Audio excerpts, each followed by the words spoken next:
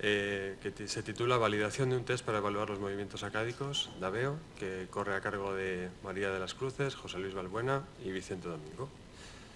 Cuando quieras, José Luis.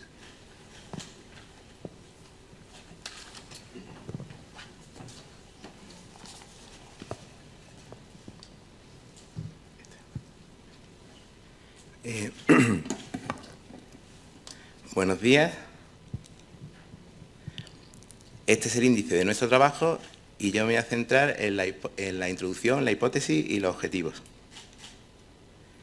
Los acádicos son muy importantes en el deporte y en nuestro día a día, principalmente en la lectura. Se estima que una persona realiza 200.000 movimientos acádicos al día. Actualmente no existen muchos test que evalúen de forma objetiva los acádicos y, por tanto, nuestro trabajo intenta validar el test DAVEO. Nosotros planteamos dar validez a un test objetivo que podemos encontrar dentro del programa COI Sport. ¿Qué son los acádicos? La palabra sacádico, de origen francés, designa al movimiento rápido, brusco y simultáneo de ambos ojos en la misma dirección. Estos movimientos tienen una amplitud máxima de 30 grados, una duración de entre 30 y 120 milisegundos y una velocidad máxima de 700 grados por segundo. Entre un movimiento y el siguiente es necesario un reposo de 100 a 200 milisegundos.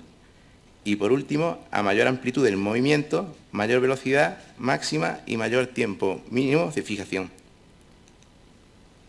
En la siguiente tabla se puede observar la diferencia entre movimientos acádicos y seguimientos. Los movimientos acádicos son rápidos, mientras que los seguimientos son lentos. Los acádicos son de corta duración y requieren de fijación puntual, mientras que los seguimientos son de mayor duración y requieren de fijación continua en el objeto que se está moviendo. Los acádicos necesitan que exista un breve periodo de tiempo entre sacádico y sacádico, mientras que los seguimientos no necesitan reposo. En los acádicos no es requisito indispensable que exista un estímulo y no se pueden parar una vez iniciados, mientras que en los seguimientos tiene que haber un estímulo para que se produzca y se pueden detener una vez iniciados. Estos son los movimientos acádicos verticales y estos los acádicos horizontales. Esta diapositiva muestra cómo se regulan los acádicos, y es que los centros de la mirada horizontal y vertical no son los mismos. El centro que regula la mirada vertical se encuentra en el mesencéfalo junto a los núcleos del tercer y cuarto par. Si se estimula el de arriba, se mueven los ojos hacia arriba y si se estimula el de abajo, se mueven hacia abajo. Por otra parte, el centro que regula la mirada horizontal se localiza en protuberancia, junto al núcleo del sexto par. Si se estimula la parte derecha, los ojos se mueven hacia la derecha. Si se estimula la parte izquierda, se mueven hacia la izquierda. A modo de resumen, hemos hecho una tabla comparativa de los diferentes test que podemos encontrar en la práctica clínica. Mostraremos sus pros y sus contras. Los pros del NSUCO y el SUCE en California son que evalúan los acádicos predictivos y que son directos. Por el contrario, no evalúan los acádicos reflejos ni son test objetivos. En cuanto al test de PIS, el Kevin Devic y el DEM, el punto fuerte es que evalúan los acádicos predictivos. Sin embargo, no evalúan los reflejos y no son métodos directos ni objetivos. El test más completo que disponemos actualmente es el Eye Tracker, pero presenta otros inconvenientes como su elevado coste o su difícil interpretación. Por último, el test DAVEO, que evalúa los acádicos reflejos, es directo y objetivo, pero no evalúa los predictivos. En la actualidad, el SUCEN y el DEM son los que más se utilizan en la práctica clínica. El SUCEN evalúa la calidad de los acádicos y el DEM evalúa los acádicos en el ámbito de la lectura. El test que queremos validar se llama DAVEO. Para ello necesitamos el COI Sport, que es un software de diagnóstico y entrenamiento de visión deportiva. Este programa contiene numerosos tests y uno de ellos es el DAVEO.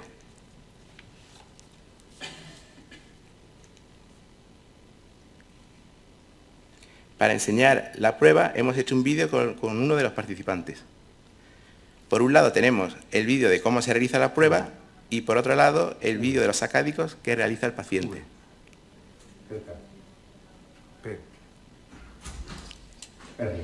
B.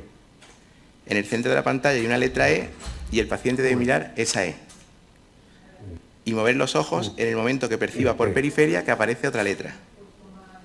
Cuando la identifica, se la dice al examinador y vuelve la mirada a la E central. P. En ningún momento se debe mover la cabeza, solo los ojos. D. El examinador debe vigilar la postura y los ojos del paciente. Estas son las 8 posiciones en las que puede aparecer las letras de forma aleatoria. Cada 8 letras se incrementa la velocidad de presentación. Como hay 8 niveles, desde 400 a 50 milisegundos, el número total de presentaciones es de 64. Al acabar la prueba, el examinador debe apuntar el último tiempo que el paciente ha sido capaz de identificar, discriminando falsos positivos y falsos negativos. Ahora vamos a ver un ejemplo. Nos fijamos en la letra E central y cuando veamos que por periferia aparece una letra, la identificamos y volvemos a la letra E. ¿Qué letra ha sido? Muy bien. Otra vez. La Z. ¿Vale? Otra vez. La N, muy bien. En esta diapositiva se muestran las características del test. El tamaño de las letras es de 6 milímetros y corresponden a una agudeza visual de 0,2. Para ello, la distancia a la que se coloca el paciente de la pantalla es 79 centímetros. La distancia del test está calculada para que la amplitud del sacádico sea de 30 grados. El tiempo de presentación de las letras se mide en milisegundos y van desde 400 a 50 milisegundos, en pasos de 50, es decir, se presentan 8 letras a 400 milisegundos, 8 letras a 350 y así continuamente, hasta terminar el test. Tras esto planteamos esta hipótesis. ¿Es válido el test de Aveo para medir de forma objetiva los sacádicos? Y estos objetivos, que son analizar la fiabilidad entre examinadores y la reproducibilidad entre sesiones en el mismo día y diferentes días. Secundariamente, determinar si factores como el sexo, la edad, el deporte, el estado refractivo, las horas de sueño o el café influyen en los datos obtenidos. Y a continuación doy paso a mi compañera Maricruz, que hablará sobre material y método.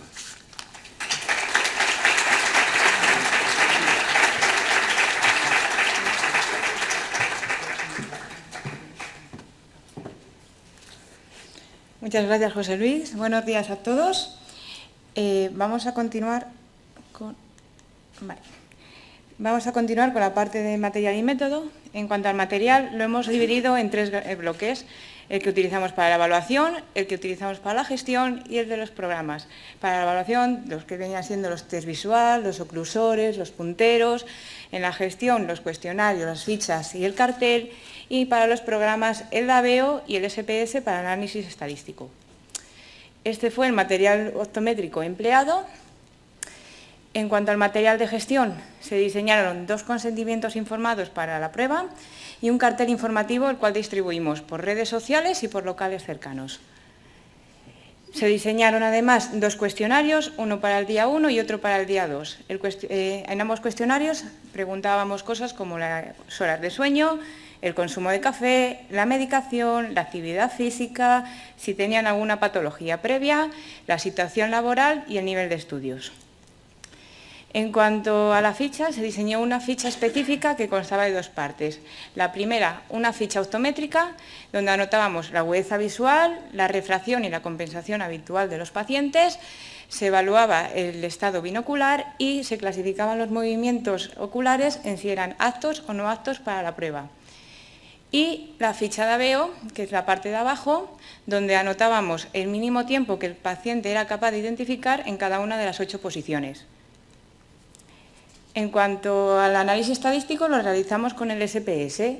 Con él caracterizamos la muestra, correlacionamos la edad con los examinadores y los días y comparamos la suma total de las 8 posiciones, la suma total con los factores que mi compañero ha dicho antes. Uno de los criterios que utilizamos para análisis estadísticos es el p-valor, con el cual aceptábamos o rechazábamos una hipótesis. En cuanto al método, para dar formato al método, previamente debemos dar una definición de lo que es una validación.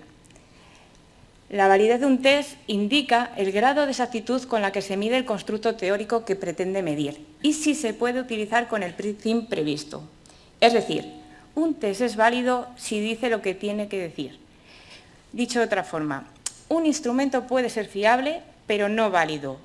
Pero si es válido, debe ser fiable.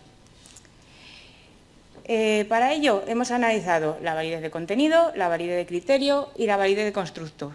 En esta última nos hemos centrado para hacer nuestro análisis de validez. En cuanto al análisis de validez, debemos tener en cuenta que tenemos que cumplir 3 hitos. El primero, el análisis de fiabilidad, donde vamos a analizar la fiabilidad, la repetibilidad entre los examinadores, es decir, interexaminador, la reproducibilidad intrasesión dentro de una misma sesión e intersesión entre los 2 días, el análisis de la capacidad de observación, es decir, la capacidad que tiene el paciente de mostrar un mismo resultado y la de los examinadores de evaluar de la misma forma ese comportamiento. Y el análisis de validez, que como para esta prueba carecíamos de un gol estándar previo, la realizamos comparando los resultados obtenidos con las diferentes franjas de edad. En cuanto al diseño del protocolo, la prueba se diseñó de tal forma que 2 examinadores realizaran el mismo protocolo y realizaran la prueba por separado, para así evaluar la repetibilidad entre estos. Que la prueba se realizara 2 veces en un mismo día, para reevaluar la repetibilidad intrasesión, y que se realizara en 2 días distintos para evaluar esa repetibilidad entre días. Por lo tanto, el protocolo nos quedó de esta manera. El primer día se pasaron los consentimientos informados y se realizó el examen optométrico, donde se evaluó la agudeza visual del paciente, se anotó tanto la refracción como la compensación habitual con la que venían los pacientes y se evaluaron los movimientos oculares para considerarlos aptos o no aptos a la hora de la realización del DAVEO. Pasó una primera vez el test DAVEO el examinador A y al finalizar la prueba se estableció un descanso de 10 minutos, el cual nosotros aprovechamos para pasar el cuestionario número 1. Finalmente volvió a repetir la prueba el examinador B. Tras 30 días más tarde se volvió a repetir la prueba, tan solo que ese segundo día se invirtieron el orden de los examinadores. Comenzó la prueba el examinador número B, se hizo un descanso de 10 minutos en el cual aprovechamos esta vez para pasar el cuestionario número 2 y finalizó la prueba el examinador A repitiendo otra vez el test DAVEO. En cuanto a la muestra, el cálculo muestral lo realizamos a través de la calculadora GranMo, la cual nos dio que para realizar la validez de nuestro test necesitábamos un total de 21 sujetos para un porcentaje de pérdidas del 35%. En cuanto a los criterios de inclusión, incluimos a todos los pacientes que fueran mayores de 16 años, cuya agudeza visual estática en escala de Snellen monocular fuera igual o mayor a 0,5 y a 0,8 en binocular, y aquellos que no presentaran ni síntomas ni signos de enfermedad ocular. En cuanto a los criterios de exclusión, excluimos a todos los pacientes que presentaran alguna afectación de campo binocular previa, aquellos que tuvieran estrabismo, nistagmo o ambliopía, los que padecieran alguna alteración oculomotora, también los pacientes que estuvieran bajo algún tratamiento que esa medicación pudiera afectar a la visión o a los movimientos oculares, esos sujetos que presentaran una historia de abuso de sustancias previas o los pacientes que presentaran patologías neurodegenerativas. Por lo que la muestra, inicialmente tuvimos un 80...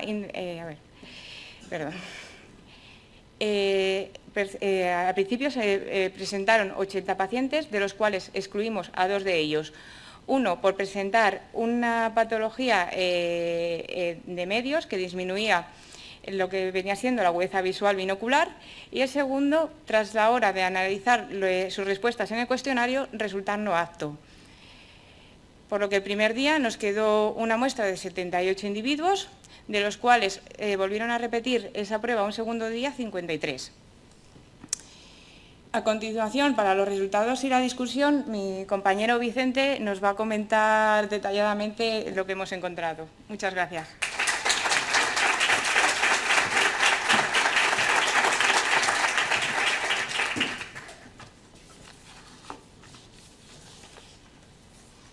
Bueno, muchas gracias, Maricruz. Como ha comentado mi compañera, yo os voy a hablar de los resultados y la discusión y de las conclusiones que hemos sacado de este trabajo. Como podemos observar,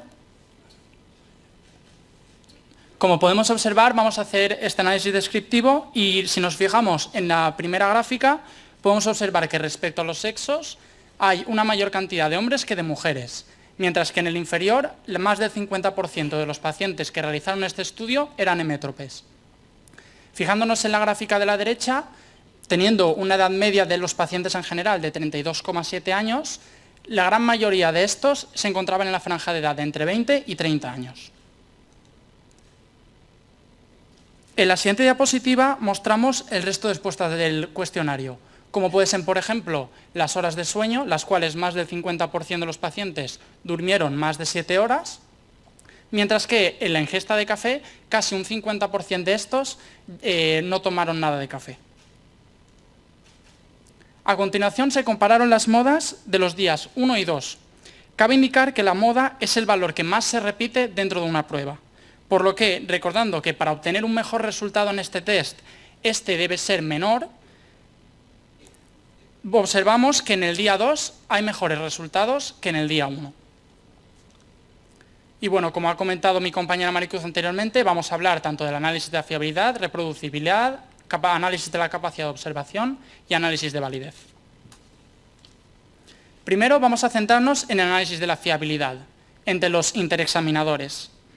En este caso, las sumas medias son muy similares entre ambos examinadores. Y dado que el p-valor que es mayor que la significación 0,05, en este caso siendo 0,624, podemos afirmar que no se han producido cambios significativos entre la suma de los examinadores. Tras esto vamos a hablar sobre el análisis de la reproducibilidad.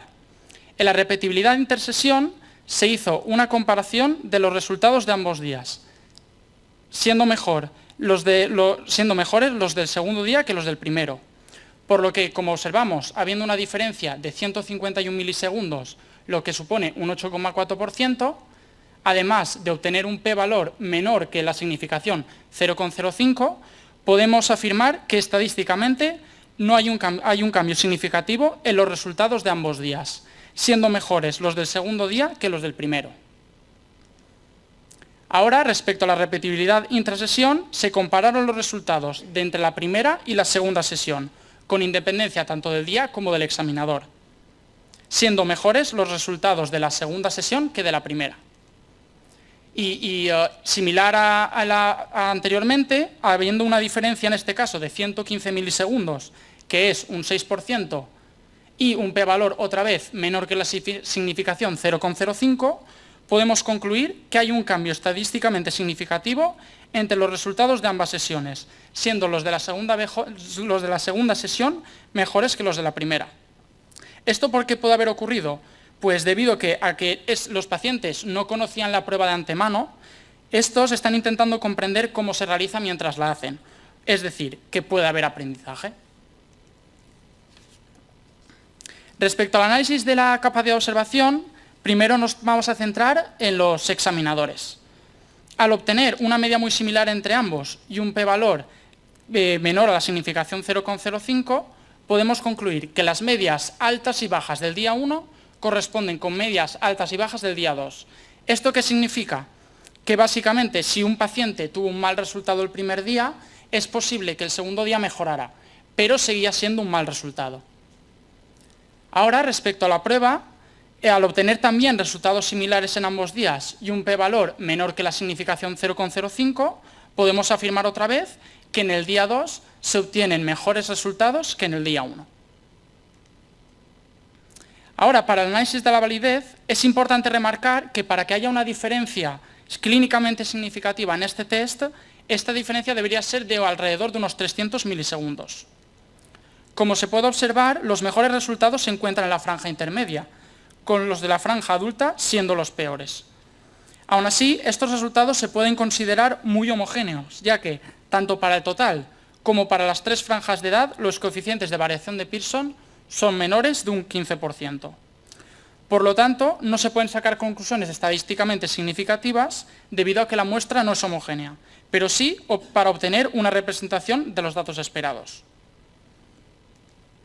Ahora vamos a comparar las sumas medias con los factores. Para esto hemos sumado los resultados de las 4 pruebas que se realizaron y hemos hecho la media. Esta se ha comparado con los factores que se han considerado más relevantes. Respecto a la refracción de los pacientes semétropes obtuvieron los mejores resultados, mientras que los peores fueron los que realizaron la prueba con gafas. Mientras que en la ingesta de café, los que no tomaban café obtenían los mejores resultados y los peores los que tomaban más de 2 cafés al día. Si a esto le añadimos que obtenemos p-valores mayores que la significación 0,05, podemos afirmar que no hay ningún cambio significativo provocado por ambos factores. Ahora vamos a la práctica deportiva. La media más alta se da en los que practican deporte entre 3 y 5 días, mientras que los peores resultados se dieron en los que realizaban entre 1 y 2 días por semana de deporte. Esto puede ser debido a que hay deportes en los cuales se requieren unos mejores sacádicos, pero no lo podemos asegurar ya que no se preguntó qué deportes realizaban en concreto. Mientras que en las horas de sueño se observó que la media de los que dormían 7 horas o más es mejor que la que durmieron menos de 7 horas. En este caso es una gráfica boxplot, por lo tanto, los cubos es todos los resultados que se hicieron en la prueba, siendo la línea horizontal del centro la media de todos. Y como ocurre anteriormente, en ambos casos el p-valor es superior a 0,05. Por lo tanto, como ocurre anteriormente, no hay cambios significativos provocados por estos factores. Finalmente, vamos a comentaros algunas de las conclusiones que hemos sacado de este trabajo. La primera siendo que el test de Aveo es fiable, puesto que no hay diferencia entre los examinadores. El segundo es que el test de Aveo no es reproducible, puesto que hay diferencias intra e intersesión desde el punto de vista estadístico, el cual es una diferencia del 8%. Esta diferencia no es relevante, como hemos comentado anteriormente, para la práctica clínica, ya que ninguno de los valores máximos y mínimos observados superan entre estos 300 milisegundos de diferencia.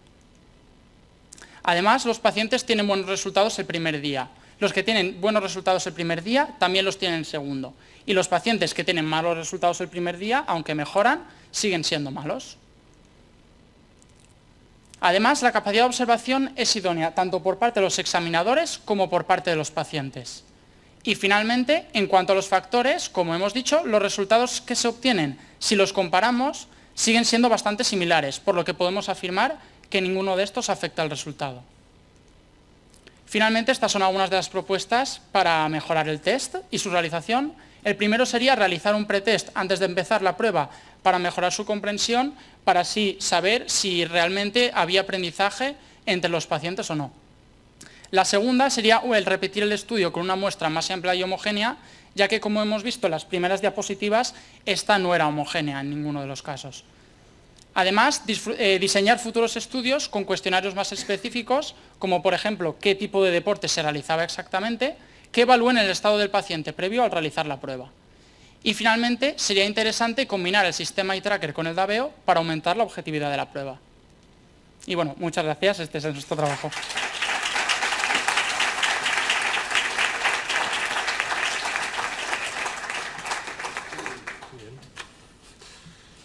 Bueno, pues abrimos el turno de preguntas, que vamos con tiempo.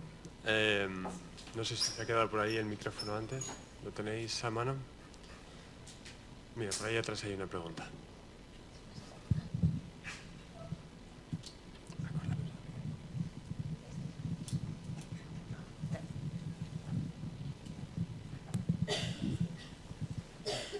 Bueno, primero enhorabuena por vuestro trabajo, me ha parecido muy interesante.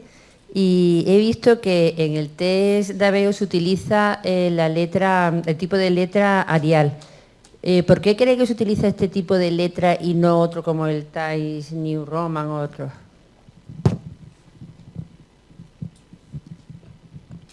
Se utiliza la letra Arial porque es una letra limpia, una letra tipo palo. Hay algunos estudios que comparan el test de agudeza visual con la letra Arial y con la Times New Roman, y dicen que por tener esos picos la letra, que tarda el doble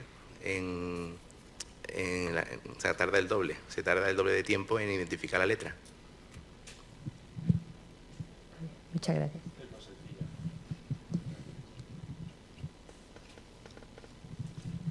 ¿Alguna pregunta más por allí?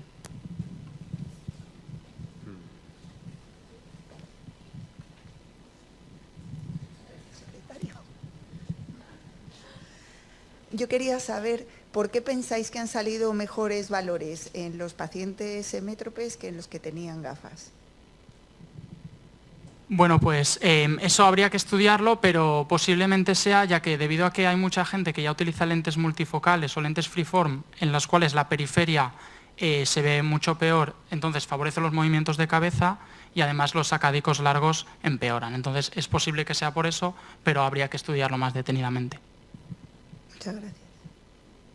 Creo que además en algunos casos la propia montura dificulta un poco el percibir las letras, porque estamos haciendo un test de sacádicos largos, es decir, está llegando casi al límite de la visión de la montura, sobre todo las monturas pequeñas.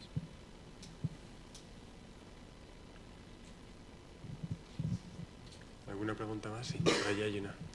Allá atrás, Tony, por favor.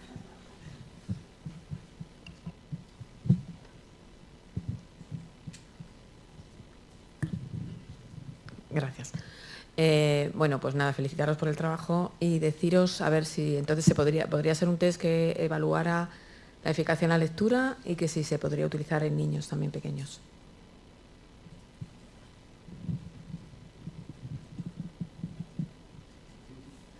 Estamos de acuerdo, hay consenso. Sí, hay consenso.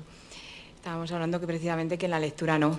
En la lectura no, pero en cuanto a niños pequeños sí. Además, siempre se le puede dar un punto de vista tipo juego, de a ver si lo haces más rápido, si lo haces igual que un deportista de élite, porque además este test se ha pasado con deportistas de alto rendimiento, entre ellos árbitros de la FIFA y UEFA, y son los que mejores resultados tienen, o sea, las clasificatorias para ellos están en 50 milisegundos, sí o sí, o sea, es que es su marca, es lo que ellos quieren y buscan además. Nuestros resultados rondan para nuestra población en general de unos como 300 en los largos y entre 200, 150 para los cortos.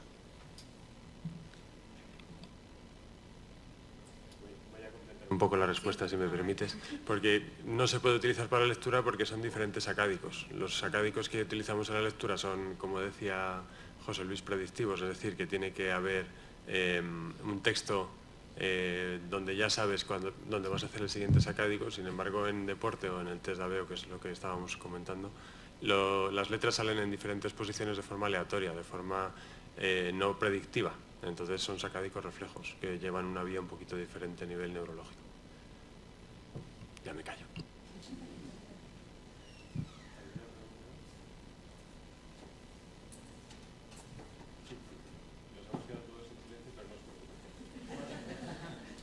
Estamos esperando a ver si hay alguna pregunta más. Si no, doy paso al siguiente. Ah, sí, venga, otra pregunta por aquí.